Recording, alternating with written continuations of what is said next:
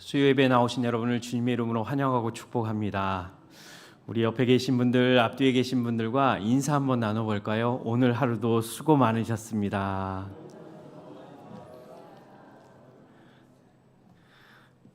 오늘 예배드리는 여러분과 저희 모든 삶 속에서 주님을 이전보다 더 사랑합니다 고백하실 수 있는 저와 여러분이 되기를 소망합니다. 오늘은 거룩을 정복하라라는 제목의 말씀을 함께 나누고자 합니다. 우리 인생에는요, 수많은 문제들이 파도처럼 다가옵니다. 어떤 때는 가벼운 파도가, 또 어떨 때는 아주 감당하기 힘든 큰 파도가 우리를 향해 오는 것을 느낄 때가 있지요.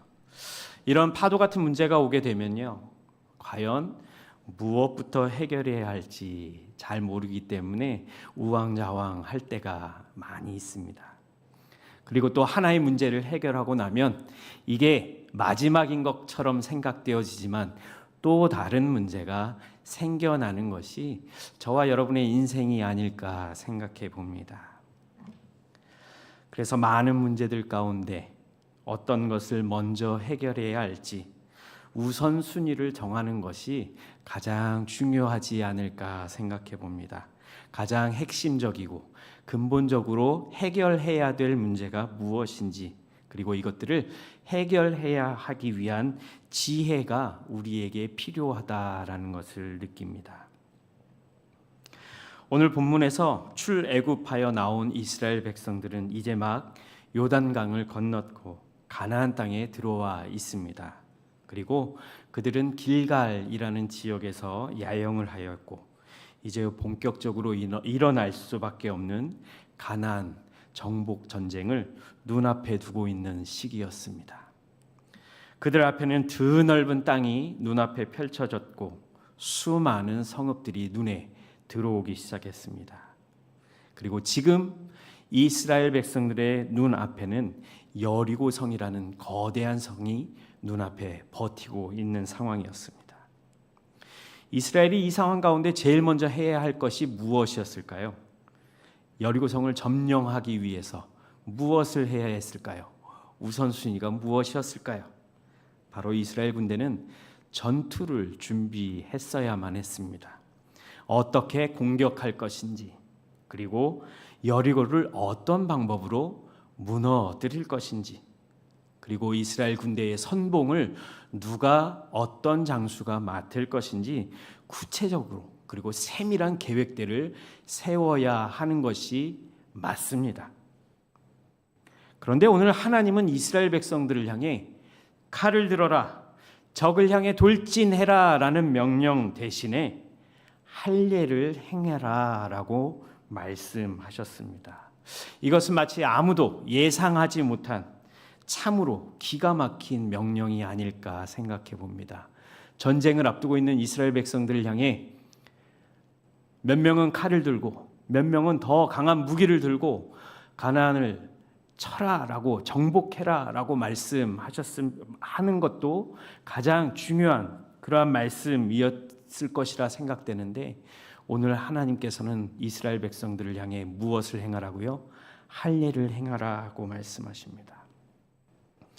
할례는 하나님께 속한 백성이라는, 하나님의 자녀라는 정체성을 드러내는, 그래서 이방 민족들과는 구별될 수밖에 없는, 그래서 구별된 삶을 살게 하기 위한 하나님의 명령이 바로 할례 예식을 진행하는 것이었습니다. 그리고 이스라엘 백성들이 하나님의 백성이라는 표시를 나타내는 예식이기도 하였지요. 그래서 창세기 17장 10절에서 11절 말씀을 보면 하나님께서 이스라엘 백성들을 향해 이렇게 명령하십니다. 우리 한 목소리로 읽어보겠습니다. 너희 중 남자는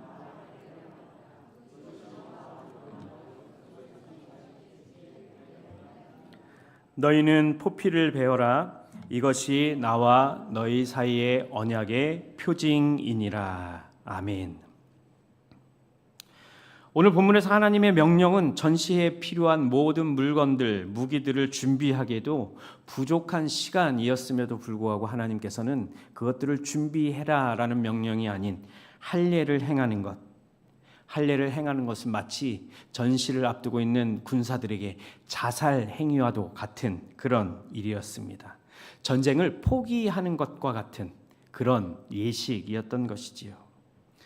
그런데 오늘 본문을 자세히 살펴보시면 당시 이스라엘 백성들이 왜 할례를 받아야만 했는지 이스라엘 백성들의 상황을 설명해 주고 있습니다. 오늘 본문 4절, 5절 말씀을 보시면 이렇게 기록되어 있죠. 여호수아가 할례를 시행한 까닭은 이것이니 애굽에서 나온 모든 백성 중 남자 곧 모든 군사는 애굽에서 나온 후 광야 길에서 죽었는데 그 나온 백성은 다 할례를 받았으나 다만 애굽에서 나온 후 광야 길에서 난 자는 할례를 받지 못하였음이라. 하나님 백성들 가운데, 이스라엘 백성들 가운데 할례를 받지 못한 백성들이 있었다라고 이야기합니다. 다시 말해서 출애굽의 세대는 다 지나갔고 새로운 세대, 광야의 세대, 그리고 가나안의 세대가 시작되었기 때문이었습니다.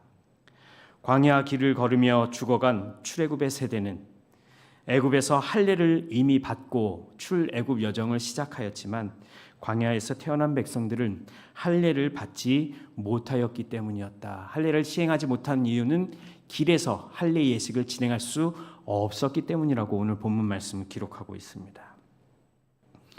다시 말해 하나님은 이제 가나안 땅을 밟고 있는 이 새로운 세대가 언약의 백성으로 하나님의 자녀로 다시 서기를 원하셨던 것입니다. 그리고 오늘 여호수아를 향해 명령하신 것이지요. 할례를 시행하라. 여호수아는 부싯돌로 칼을 만들었습니다. 그리고 모든 남자들은 진중으로 모여들었습니다. 모인 백성의 몸을 베어내며 이렇게 아마 고백하였을 것입니다. 우리는 더 이상 애굽의 노예가 아니다. 우리는 하나님의 언약의 백성이다. 가나안은 우리의 힘으로 차지하는 것이 아니라 바로 신실하신 하나님의 은혜로 우리에게, 하나님의 언약의 백성들에게 주어지는 땅이다라고 담대히 외쳤을 것입니다. 자신들의 몸을 벤 그날 진영의 여기저기에서는 고통과 그리고 신음하는 소리가 가득하였을 것입니다. 상처 때문에 움직이지도 못하였을 것이고 아픔과 고통을 참고 또 참아야 했던 것입니다. 이런 상황을 인간적으로 보면 납득도 이해도 할 수 없는 그런 상황입니다. 지금은 어느 때보다 더 집중해서 과연 우리에게 전쟁을 준비하면서 빠진 것은 없는지, 또 군사력은 얼마나 되는지, 군사들의 정신 상태는 어떤지 하나하나 확인해야 하는 그러한 순간이었음에도 불구하고 하나님은 전투보다 먼저 할례를 행하라라고 말씀하신 이유가 과연 무엇일까? 하나님은 이스라엘의 거룩함을 먼저 회복하기를 원하셨다라는 사실입니다. 하나님 나라의 정복은 단순히 땅과 도구를 사용하는 그러한 전쟁, 싸움이 아니라 하나님의 자녀들이 거룩함을 정복하는 그러한 싸움이었다라고 말할 수 있는 것입니다. 하나님께는 가나안의 정복보다 바로 이스라엘, 하나님의 백성이, 하나님의 자녀가 거룩함을 회복하는 것이 더 우선이라고 하나님은 생각하셨던 것이지요. 아까 말씀드린 대로 할례는 무엇이라고 말씀드렸습니까? 이스라엘 백성이, 하나님의 자녀가 하나님과의 관계에서 거룩함을 회복할 수 있는 예식이었다. 그래서 하나님과의 관계에서 나는 하나님의 백성입니다. 나는 하나님의 자녀입니다. 그래서 이 세상 사람들과는 구별될 수밖에 없는 하나님의 백성입니다라는 이런 구별의 증거를 받게 되는 것이고, 이 증거를 통해서 하나님과의 올바른 관계를 회복할 수 있었던 것입니다. 가나안 주민들과의 구별됨을 위해서 하나님께서는 이렇게 아마 말씀하셨을 것 같습니다. 광야에서는 너희들끼리만 있었으니까 괜찮았는데 이제는 가나안 주민들과 섞이게 될 것이고 너희와 하나님의 나의 백성인 너희와 그들을 구별하기 위해서는 정결케 하는 절차가 반드시 필요한 거야. 그래서 너희에게 할례 예식을 진행하라고 명령하는 거야. 그렇습니다. 하나님의 자녀들, 하나님의 백성은 이 세상에서 거룩함을 상실하게 되면 모두 무너질 수밖에 없는 하나님의 자녀, 하나님의 백성이라는 사실을 기억하시기 바랍니다. 반대로 이야기하면 우리가 하나님의 자녀로서 하나님의 백성으로서의 거룩함을 회복하고 정복한다면 우리의 인생을 누가 책임져 주신다고요? 하나님께서 책임져 주실 것이고 하나님께서 인도해 주실 것이라는 말씀입니다. 우리의 삶이 윤택해지고 경제적으로 상황이 좋아지고 환경이 좋아지면 좋아질수록 우리는 더욱 하나님 앞에 거룩함을 잃지 말아야 합니다. 하나님의 자녀로서 하나님의 자녀의 거룩함을 정복하지 못한다면 그 인생은 실패한 인생이 될 수밖에 없는 것입니다. 하나님의 백성들, 그리스도인들의 자랑은 세상 것들이 아니지요.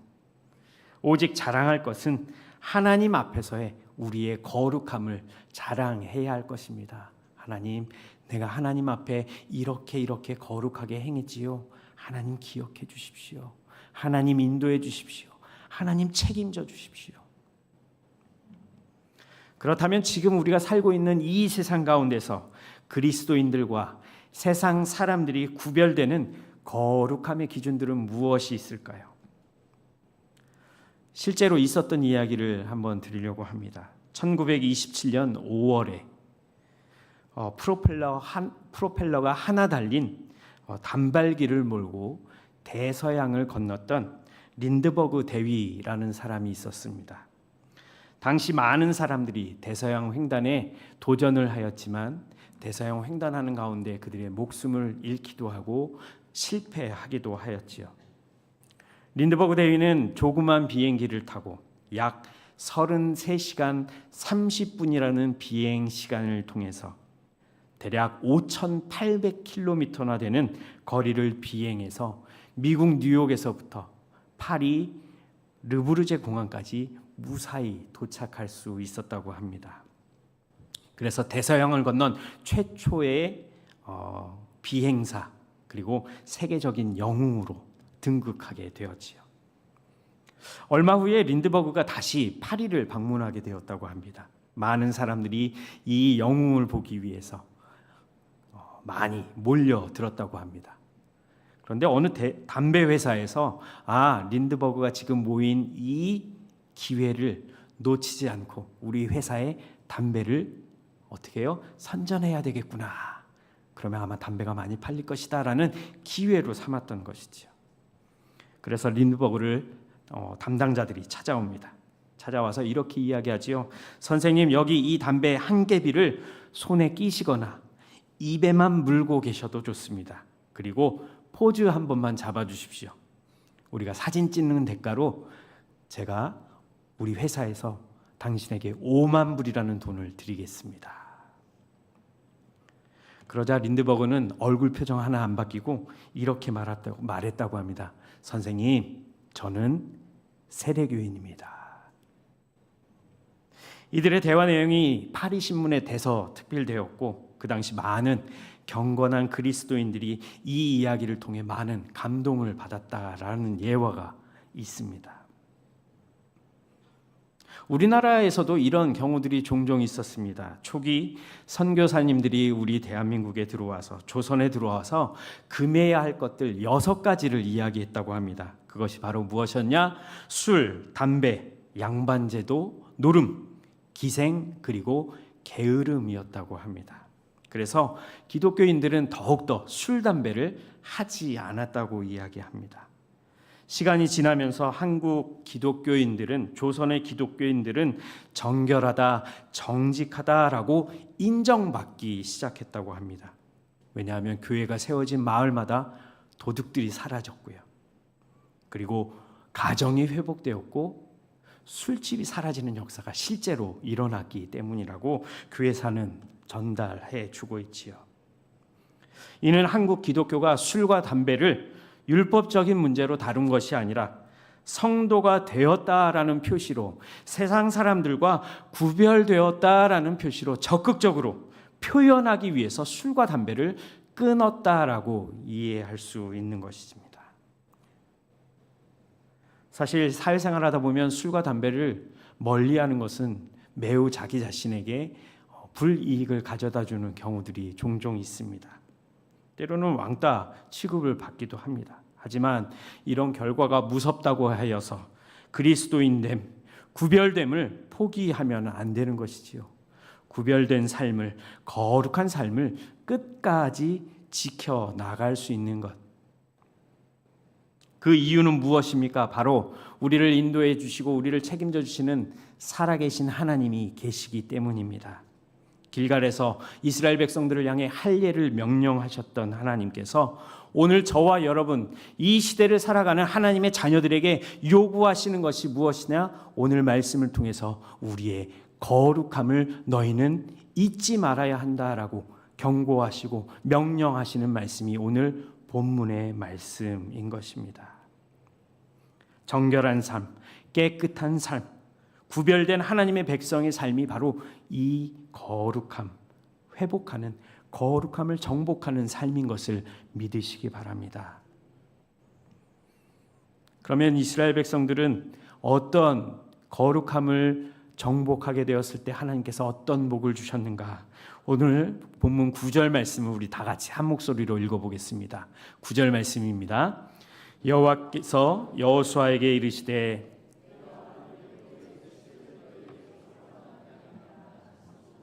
그곳 이름을 오늘까지 길갈이라 하느니라. 아멘. 길갈이라는 이름의 뜻이 무엇이라고요? 굴러간다, 굴러가다라는 뜻입니다.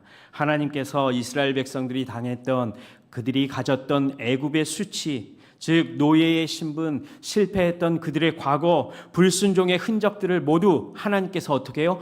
굴러가게 하시겠다, 잊혀지게 하시겠다 라고 말씀해 주시고 약속해 주시는 것이죠. 오늘 살아가는 저와 여러분도 마찬가지입니다. 우리가 하나님 앞에서의 거룩함을 회복할 때 하나님은 우리의 과거를 굴려 보내실 줄 믿으시기 바랍니다.